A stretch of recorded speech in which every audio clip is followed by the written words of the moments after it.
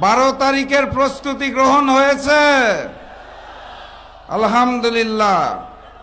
আপনারা জানেন এই 12 তারিখে একটা নতুন যুদ্ধ হতে যাচ্ছে, যেই যুদ্ধের মাধ্যমে বাংলাদেশের মানুষ নির্ধারণ করবে আগামী বাংলাদেশ কোন পথে যাবে।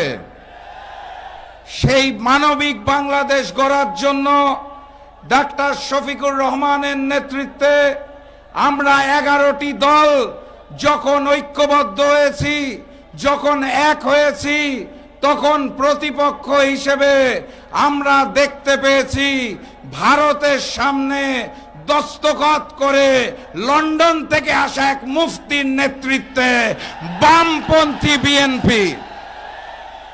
অতএব 12 তারিখের লড়াইটা বামপন্থী বিএনপির সাথে ঐক্যবদ্ধ বাংলাদেশের।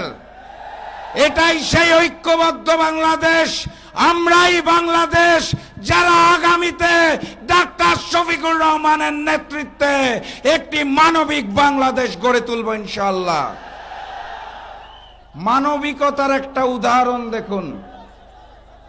যখন প্রতিপক্ষের ওপার থেকে ডাক্তার শফিকুর রহমানের সোশ্যাল মিডিয়ার অ্যাকাউন্ট হ্যাক করে নারী বিদ্বেষী পোস্ট দেওয়া হচ্ছে, সেই সময় ডাক্তার শফিকুর রহমান যারা এই ধরনের নীল নকশায় জড়িত তাদেরকে ক্ষমা করে দিয়েছেন। মানবিকতার একটি উদাহরণ দেখুন। ডাক্তার শফিকুর রহমান বিএনপির চেয়ারম্যান তারেক রহমানকে আহ্বান জানিয়েছেন, আসেন আমরা পলিসি বিতর্কে বসি, পলিসি ডিবেট হোক, পাশাপাশি বসে কথা বলি। মানবিকতার বড় উদাহরণ। লন্ডন থেকে আসা মুফতির পক্ষ থেকে এখন পর্যন্ত কোনো উত্তর আসে নাই। আমি আমার জায়গা থেকে মনে করি লন্ডনের মুফতিকে যদি বিতর্ক করতে হয়, এই মঞ্চে শিবিরের সভাপতি বসে আছে, তার সাথে আগে একটা প্র্যাকটিস ম্যাচ হওয়া উচিত। এর আগে ডাক্তার শফিকুর রহমানের সাথে বসলে যেই সকল অলীক স্বপ্ন দেখাচ্ছেন সেইগুলার ব্যাখ্যা উনি দিতে পারবেন না। আপনারা ফ্যামিলি কার্ডের কথা শুনেছেন, অবাস্তব অলীক পরিকল্পনার কথা শুনেছেন। উনি 20,000 কিলোমিটার খাল খনন করতে চায় শুনেছেন, প্রতি বছর 5 কোটি গাছ লাগাতে চায় শুনেছেন, আমার দেশের যুবক ভাইদের পঙ্গু করে দেওয়ার জন্য বেকার ভাতা দিতে চায় শুনেছেন।